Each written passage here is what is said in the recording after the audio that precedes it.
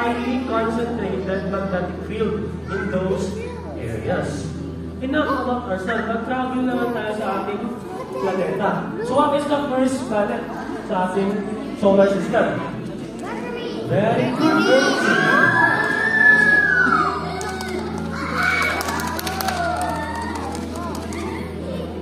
So Mercury,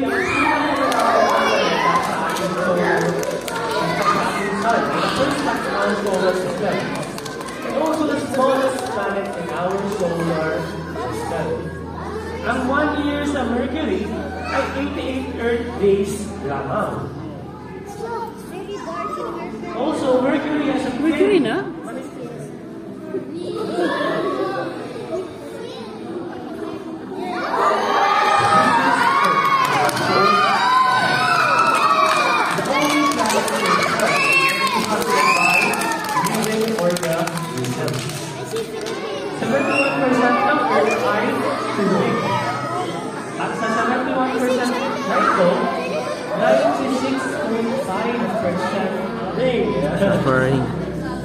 Suffering. So, also, the Saturn ang pinakamaraming moons sa ating solar system. 82 moons. And walang solid surface si Saturn. Yung surface niya is made out of helium, gas. Kaya dahil sa gas na planet lang si Saturn, lulutang ito if may enough water tayo. Dahil sa kanyang low density. Sunod, anong kasunod ng planeta? Uranus. Uranus.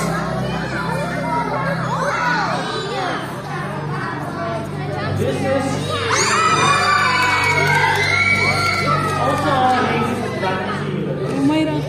And Uranus is unique because of its rotation. So if yung ibang planeta ay nag-rotate na parang trumpo, si Pluto do. this is Neptune, the last planet. Pluto daw nila? No, Hindi nila sa Pluto. so the blue vivid color Neptune, this video is highly concentrated methane in its atmosphere.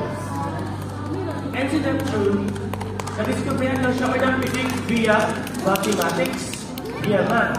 Kasi hindi nakikita si Neptune sa naked eye sa ating night sky. Sun.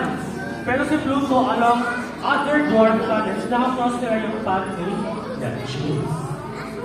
So enough about our planets. Yeah. Currently, we are experiencing new solar moon. A sign past by. Yan.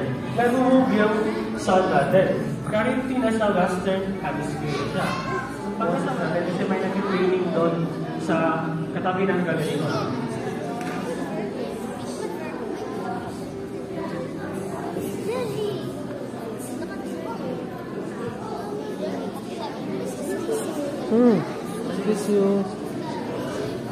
Where you going?